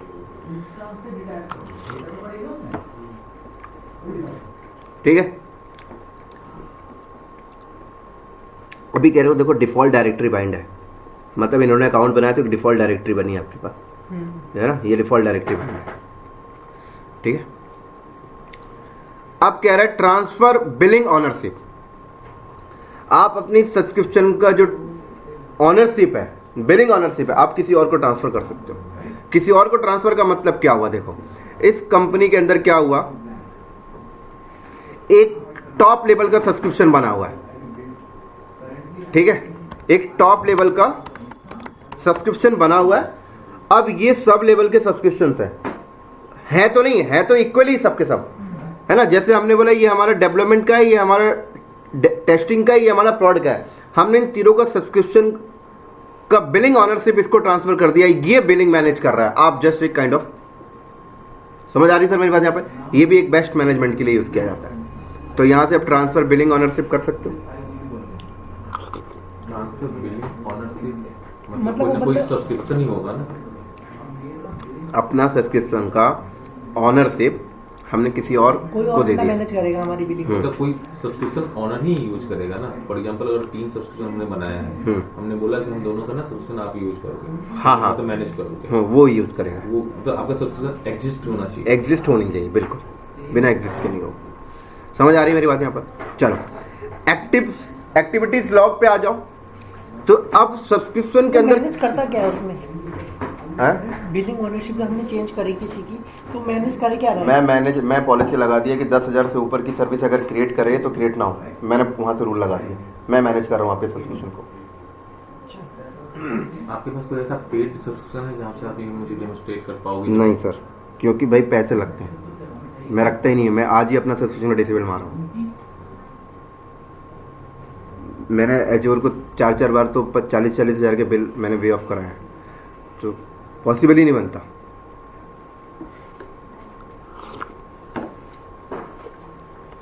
तो देखो एक्टिविटीज लॉग्स में आ जाओ। तो अब सब्सक्रिप्शन के ऊपर क्या हो रहा है सारी चीजें नजर आएंगी। अच्छा, इस सब्सक्रिप्शन के ऊपर ये क्रिएट हुआ गया है, ये डिलीट हो गया है, ये सारी चीजें नजर आती हैं। समझ आ रही? एक्सेस कंट्रोल है, आप सब्सक्रिप्शन के ऊपर किसी को कंट्रोल देना चाहते हो ना, यहां से आप दे सकते हो ऐड करके। डायग्नोज एंड प्रॉब्लम को सॉल्व, सब्सक्रिप्शन में कुछ इशू आ चुका है, वो प्रॉब्लम्स आप यहाँ पे सॉल्व कर सकते हो। एक्सेस की तरह का एक्सेस कर सकते हैं, दे सकते हैं। जैसे हम 50 बंदे हैं टीम में, है ना, कोई एक तो सब्सक्रिप्शन को मैनेज कर रहा होगा ना, ठीक है, एक ऑनर होगा। ऑनर कौन होगा? ऑनर का मतलब हो गया कि मैंने इससे बैठा के अकाउंट बनवा लिया, ये ऑनर हो गया, बात खत्म। अब ये थोड़ी काम करेगा, 40 बंदे हमने हायर किए काम करने के लिए। नहीं, मैं वही पूछ रहा हूँ, मतलब फॉर एग्जांपल एक तो जो एक्सेस कंट्रोल होगा, एक होगा ऑनर रोल होगा बेसिकली, उसका कितने टाइप ऑफ रोल्स होते हैं। मुझे ये समझ नहीं आ रहा, जो बिलिंग ओनरशिप होगी ना कि वो सेम अकाउंट पे यूजर को होगी या फिर डिफरेंट अकाउंट को होगा? ऑल पॉसिबल है, सेम भी कर सकते हैं, डिफरेंट भी कर सकते हैं। मतलब इन्होंने जैसे संजीत अपना बनाया, ठीक है, अब इनकी बिलिंग मुझे मैनेज करनी है, ठीक है, तो अगर मैं, एक तो ये है कि इन्होंने अपने उसमें यूजर क्रिएट किया मनोज पाठक करके और फिर मुझे एक्सेस दे दिया और फिर मैंने इनकी बिलिंग मैनेज कर ली। इस तरीके से दूसरा काम नहीं ऑप्शन किया कह रहा जाता। हूँ कि मैं लॉगिन करूंगा अपने उससे और फिर मैं इनकी मैनेज करूँ। इस तरीके से काम नहीं किया जाता। काम इस सब्सक्रिप्शन का बिलिंग ट्रांसफ़र का सीधा सीधा मतलब ये है, आपकी कंपनी में प्रोडक्शन की टीम है, डेवलपमेंट की टीम है, प्रॉड की टीम है, तीनों के लिए आपने अलग सब्सक्रिप्शन बनाकर दे दिया। आपकी कंपनी में सब्सक्रिप्शन बनाकर देने का मतलब है उनके पास फुल राइट्स है कि अपनी सब्सक्रिप्शन में जितनी भी चाहे पैसे का क्रिएट कर ले, कोई प्रॉब्लम नहीं है। लेकिन टॉप मैनेजमेंट चाहती है कि इनके सब्सक्रिप्शन को हम मैनेज करें बिलिंग को लेकर। तो कंपनी ने एक अलग सब्सक्रिप्शन बनाया और आपसे एज अ ओनरशिप ले लिया, तो अब वो लोग आप पे रूल्स लगा रहे हैं। ये मतलब है, ये ऐसा नहीं है कि मैंने उसको दे दिया, इस पर्पस के लिए तो है ही नहीं है। सब्सक्रिप्शन बेसिकली कंट्रोल करने के लिए, कंट्रोल जस्ट लाइक बिलिंग। जैसे कोई सीनियर है, उसके ऊपर कोई सीनियर है, तो सीनियर क्या करता है? करता तो कुछ नहीं है, बस अपने नीचे के बंदे को कंट्रोल करता है, तुम्हें ये करना है, ये नहीं करना, ऐसे बोलना है, ऐसे नहीं बोलना, समथिंग लाइक। ठीक है, आपने कंपनी में देखा होगा ना कि आपको भी सेम नॉलेज है, आप एक और बंदे को सेम नॉलेज है ना, लेकिन आपके मैनेजर ने उस बंदे को पावर दे दिया है, तो आप क्या बोलते हो? वो बंदा जो ऐसा बोल रहा है वैसा आप कर रहे हैं। रोल सेम है, डेफिनेशन भी सेम है, ठीक है, समझ में आ रही है? तो ऐसा इसलिए किया जाता है कि पता लगा कि प्रोडक्शन की टीम ने को राइट्स तो है, वो अननेसेसरी चीजें लॉन्च कर रहे हैं अपनी मर्जी से, वो देख ही नहीं रहे कि कितने का पैसा है, क्या पैसा आ रहा, अननेसेसरी लॉन्च कर रहे हैं। इन भाई लास्ट में फाइनल जब बिलिंग होगी तो देगा कौन पैसा? कंपनी तो देगी ना। तो कंपनी ने क्या किया, आपके सब्सक्रिप्शन था, आप ऑनरशिप आपसे लेगा, अपने पास लेके रख लिया। अब वो वहां से रूल्स लगाएंगे आपके ऊपर। ठीक है।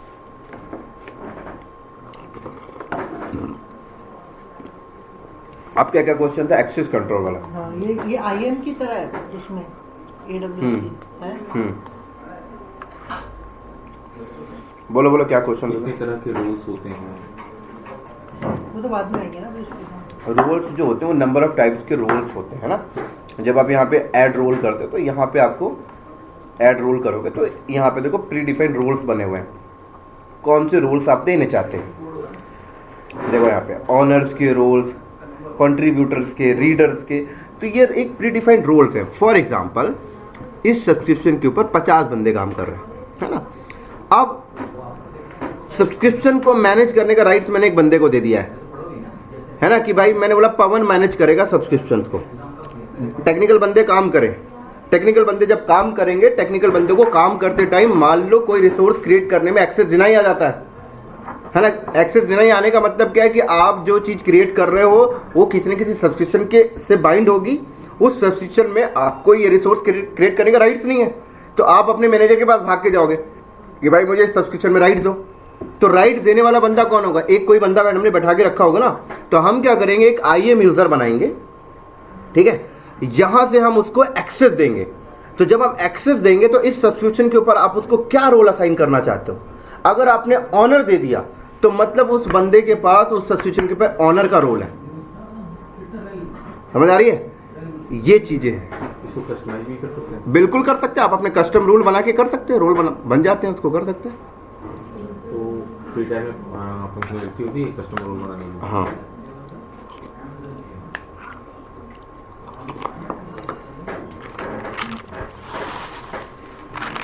चलो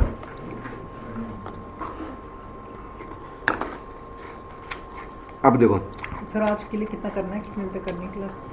टाइमिंग दिया गया होगा ना 9 से 11 बोला था। 9 से 11 बोला था। तो ठीक है आपको भैया। कितने के लिए बोला था?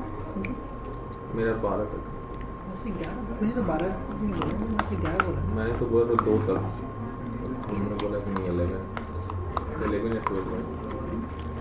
एक सेकंड में कंफर्म कर गया। मुझे 9 बोला था। ठीक है, सिक्योरिटी पे आ जाओ। देखो सब्सक्रिप्शन के ऊपर आप कुछ सिक्योरिटीज़ वगैरह, ये देखो ये आपको रिकमेंडेड करते हैं, राइट। ये चीज़ें सिक्योरिटी सेंटर में जाके आप विजिट कर सकते हो। ऐसी इवेंट्स में आ जाओ। किस टाइप की सिक्योरिटी हम सिक- हम लगा सकते हैं? सिक्योरिटी मतलब जस्ट काइंड ऑफ सिक्योरिटी बोले तो कि भाई मैं अपने सब्सक्रिप्शन पे एक सिक्योरिटी मैंने लगाया कि अगर कोई बंदा इंस्टेंस क्रिएट करे, अगर उस पर पब्लिक आईपी दे तो डिनाई कर दे। कोई बंदा इस सब्सक्रिप्शन के ऊपर कोई भी रिसोर्स क्रिएट कर रहा है, अगर वो रिसोर्स का वॉल्यूम का साइज 1 TB से ऊपर है, डिनाई कर दे। ठीक है, इवेंट्स पे आ जाओ। यहाँ पे इवेंट्स आपको नज़र आते रहते हैं। ठीक है, कॉस्ट एनालिसिस पे आ जाओ। तो अगर आप कॉस्ट एनालिसिस पे आते हो तो देखो यहाँ पे आपको सारी चीज़ नज़र आता है कि भाई आपको सब्सक्रिप्शन पे जो कॉस्ट आ रहा है वो किस बेस पे आ रहा है।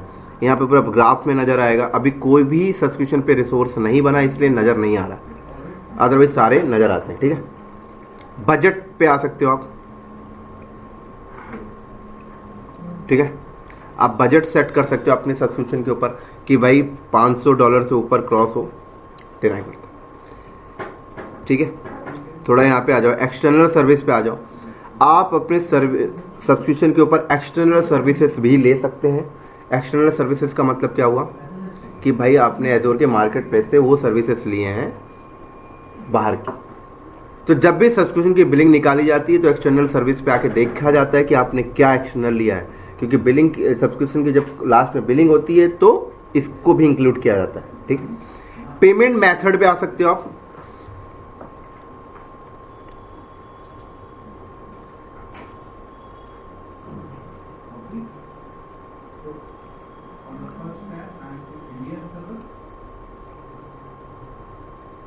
देखो पेमेंट मेथड आपको बता रहा है, ऐड और भी कर सकते हो। पार्टनर इंफॉर्मेशंस आप देख सकते हो।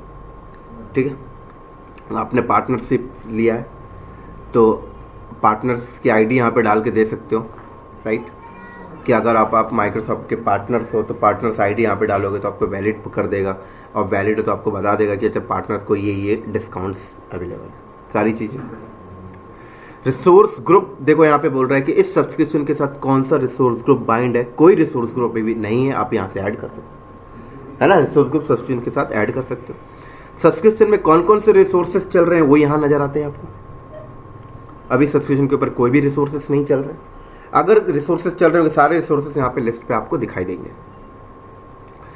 यूज एंड कोटा, ठीक है। आप सब्सक्रिप्शन के ऊपर देखो यहाँ पे यूज एंड कोटा सेट कर सकते हो कि भाई ये चीजें यूज कर पाए, ये कोटा सेट कर सकते हो यहाँ पे सारी चीजें।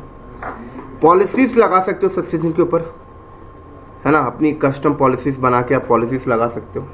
पॉलिसीज जब वही जो मैंने आपको बताया था कि भाई मैंने एक पॉलिसीज डिज़ाइन कर दी कि सब्सक्रिप्शन के ऊपर 100 से ज़्यादा VMs क्रिएट ना हो, असाइन पॉलिसीज यहाँ से मैं कर सकता हूँ। मैनेज सर्टिफिकेट, सब्सक्रिप्शन के साथ आप कोई सर्टिफिकेट बाइंड कर सकते हो कि भाई कोई बंदा अपने सिस्टम से लॉगिन करके सब्सक्रिप्शन के ऊपर कुछ क्रिएट कर रहा है, तभी क्रिएट हो पाए जब वो सर्टिफिकेट मैच कर जाए। ठीक है, ये सारी चीज़ें यहाँ पे। सर्विस रिसोर्स प्रोवाइडर सबसे इंपॉर्टेंट चीज़ है। रिसोर्स प्रोवाइडर, अब देखो जहाँ पे लिखा हुआ है नॉट रजिस्टर्ड, इसका मतलब है कि इस सब्सक्रिप्शन के ऊपर ये रिसोर्स क्रिएट नहीं होगा क्योंकि रजिस्टर्ड नहीं है, राइट। ये सब्सक्रिप्शन के ऊपर रजिस्टर्ड है, जो रजिस्टर्ड है मतलब वही रिसोर्स क्रिएट होंगे। तो बाय डिफॉल्ट माइक्रोसॉफ्ट एजोर वाला बहुत से रिसोर्सेज अनरजिस्टर्ड करके देता है। अगर मान लो आप कंपनी में कभी गए और मान लो आपने ये माइक्रोसॉफ्ट मेंटेनेंस की सर्विस आप क्रिएट कर रहे हो और ये अलाउ क्रिएट नहीं करने दे रहा, आपको एरर दे देगा not registered this resource for your subscription. तो फिर आपको यहाँ पे आके उसको रजिस्टर्ड करना पड़ेगा, सेलेक्ट करके रजिस्टर्ड। तो जब तक रजिस्टर्ड नहीं आएगा तब तक आप ये रिसोर्स को इस सब्सक्रिप्शन के साथ यूज नहीं कर सकते। फॉर एग्जांपल अगर हम फ्री टाइम के साथ इसको रजिस्टर करें तो हमें चार्ज करेगा? नहीं, रजिस्टर्ड के चार्ज नहीं करेगा, रजिस्टर्ड इज अ फ्री, है ना। जब वो रिसोर्स क्रिएट करोगे रिसोर्स के यूटिलाइजेशन के पैसे लेगा।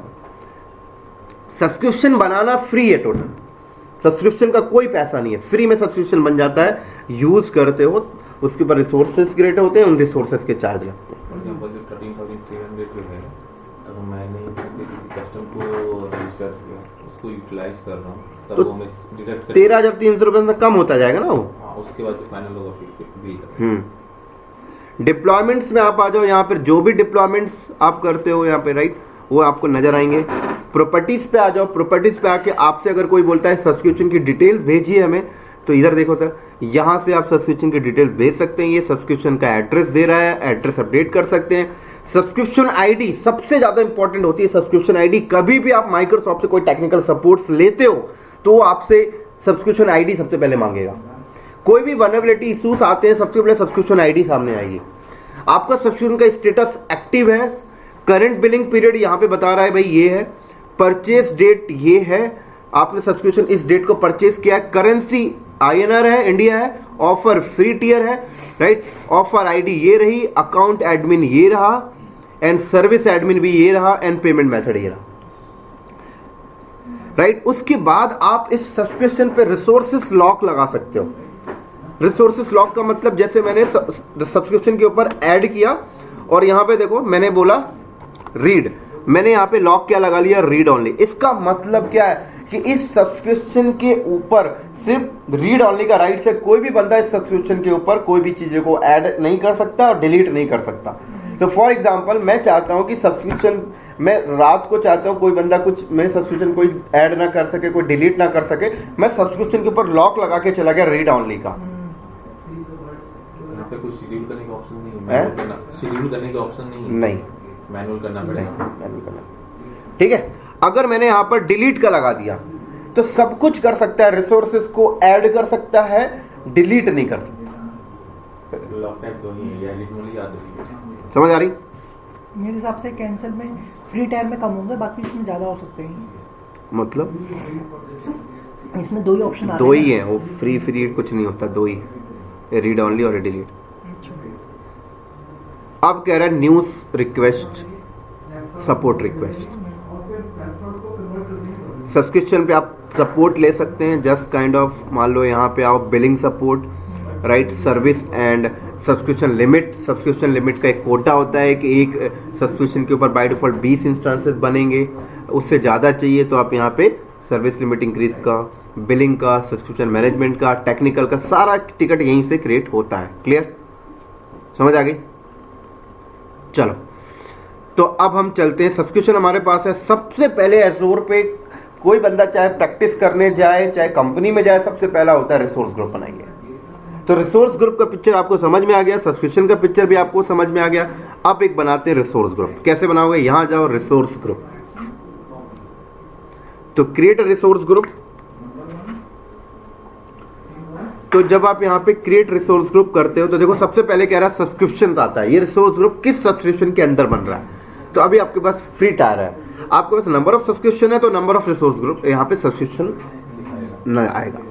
कह रहा रिसोर्स ग्रुप का नाम क्या रखना है, हमने बोला डेव टीम, डेव आरजी। कह रहा है ये रिसोर्स ग्रुप कौन से रीजन में बन रहा है, ठीक है, हमने ले लिया सेंट्रल यूएस। इंडिया का प्रिविलेज नहीं आएगा ना? क्या फ्री टाइम में इंडिया नहीं आता ना? नहीं आता है, ले लो इंडिया। हाँ, सेंट्रल यूएस से मैंने जस्ट लिया ही है, ये लो, वेस्ट इंडिया, साउथ इंडिया, सब आता है। इसी में बोला था कि एग्योर पे ना फ्री टाइम में ना इंडिया रीजन सिलेक्ट नहीं कर सकते। नहीं, क्यों नहीं कर सकते? आ रहा है, देखो आपके सामने।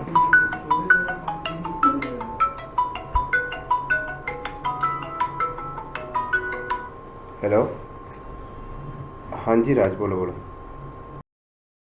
ठीक है, देखो सारे आ रहे हैं, ऐसा कुछ नहीं है। सिलेक्ट कर लीजिए, लीजिए, इंडिया ले लीजिए, साउथ इंडिया, कोई दिक्कत नहीं, राइट। इधर देखो, उसके बाद नेक्स्ट किया हमने, टैग है, कुछ नहीं है, की वैल्यू पेयर होता है, कुछ नहीं है, हमने टैग यहाँ पे सेट कर दिया।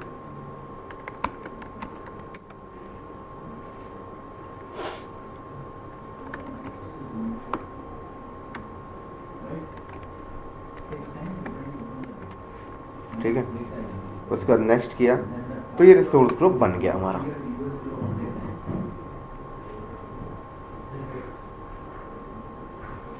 लो, अब हमारे पास एक रिसोर्स ग्रुप भी बन गया, ठीक है। अब रिसोर्सेस क्रिएट करने चलते हैं।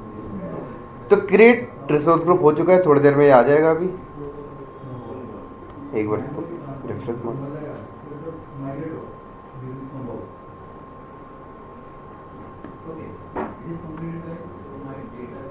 ठीक है।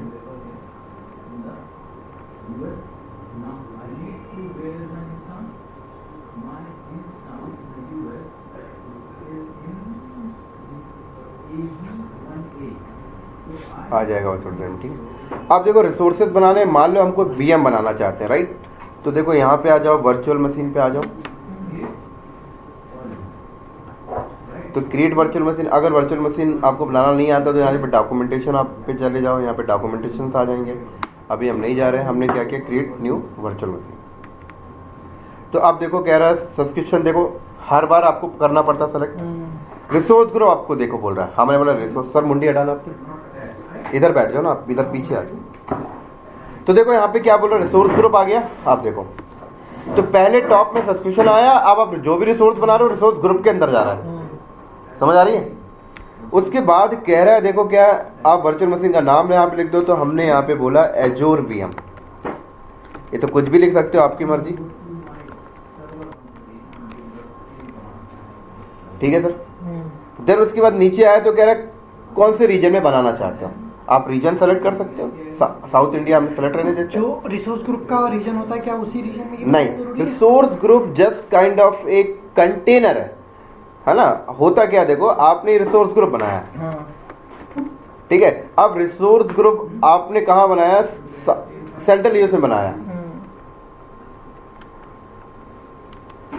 ठीक है। अब आप रिसोर्सेस कोई भी रीजन में रख लो, चाहे इंडिया में रख लो, कहीं भी रख लो, कुछ नहीं होता। ये रिसोर्स ग्रुप के अंदर सिर्फ जस्ट पॉइंटर ऐड होते हैं, बस हो गया। क्या होते हैं, पॉइंटर्स ऐड होते हैं, बस हो गया। समझ आ गई मेरी बात यहाँ पर। ऐसा नहीं है कि रिसोर्स ग्रुप सेंट्रल यूएस में तो रिसोर्सेज भी वहां बना, ऐसा मैटर नहीं करता। अब देखो यहाँ पे कह रहा है, ये अवेलेबिलिटी ऑप्शंस बाद में देखेंगे। कह रहा है इमेज, कौन सी इमेज रखना चाहते हो। तो हमने यहाँ पर इमेज ले सकते हैं, जैसे हमने बोला सैंटोएस, तो हमने सैंटोएस ले लिया। रेडर तो आता है ना सबको, सैंटोएस हमने ले लिया।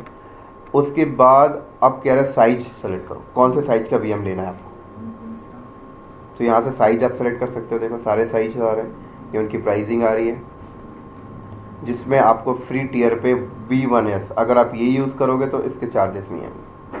क्या B1S? अच्छा, ये कह रहा है कि this size is currently unavailable in this location for this subscription, not available for the, कह रहा है ये साइज का जो इंस्टांस है ये आपके इस रीजन में सपोर्टेड नहीं है। समझ में आ रही। तो आपको जिसने भी बोला होगा वो ये चीज़ बोलने को जा रहा होगा कि इंडिया में बहुत सारी रिसोर्सेज जो नहीं है। तो हमने यहाँ पर सेंट्रल यूएस लेते हैं।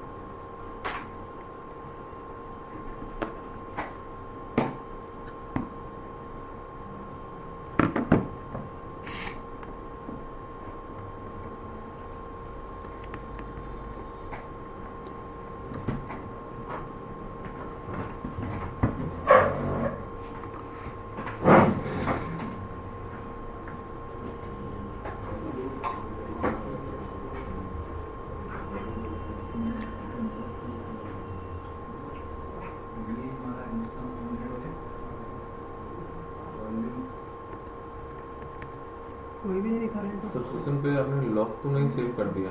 नहीं,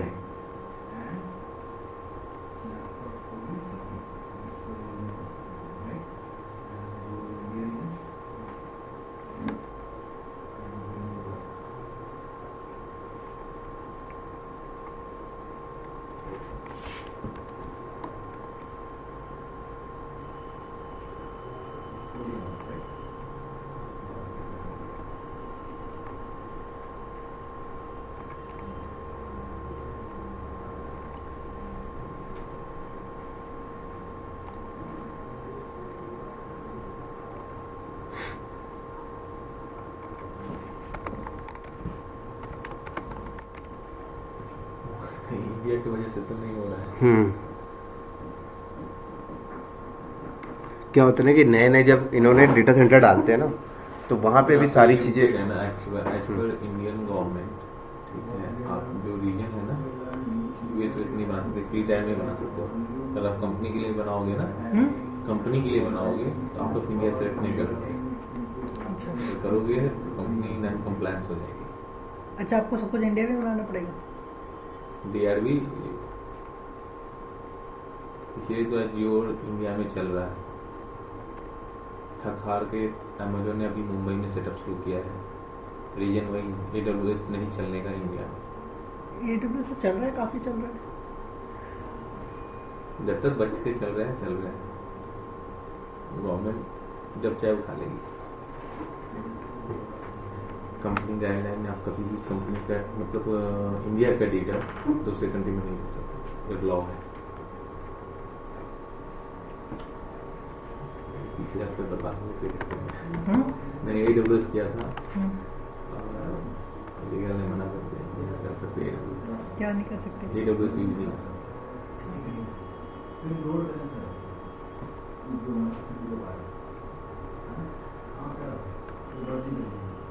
ओरेकल लिनक्स कोई भी ले लीजिए, ठीक है।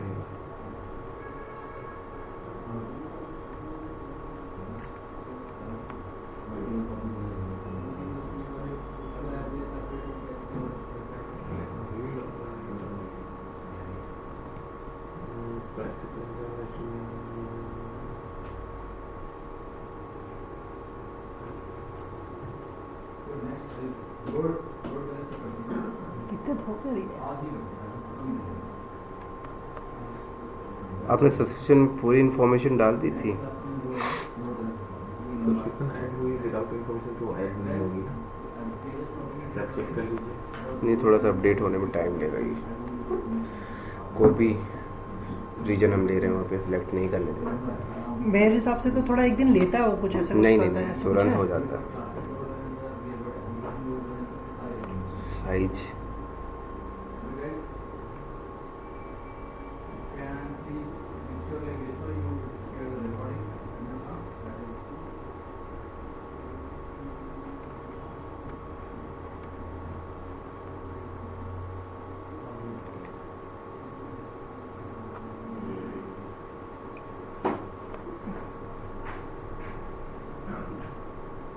हाँ, आप क्या बोल रहे थे, फिर से बोलिएगा एक बार।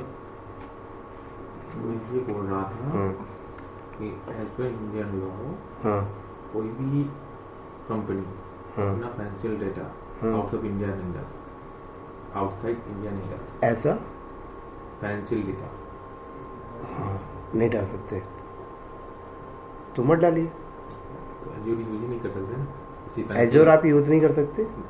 एजियो नहीं, AWS का पहले हाँ, इंडिया में कोई डेटा सेंटर नहीं था, मुंबई में था। अभी बना है, साल भर भी नहीं हुआ। नहीं, आप चेक कीजिए, मुंबई का रीजन कब से चल रहा है इनका। आप चेक कीजिएगा, उससे शो हो जाता जब आप सिलेक्ट करने जाते ना तो अंडर प्रोग्रेस। नहीं नहीं नहीं सर, 3 कंपनी ने आपने ये इन्फॉर्मेशन कब कलेक्ट की है। जब हमारी कंपनी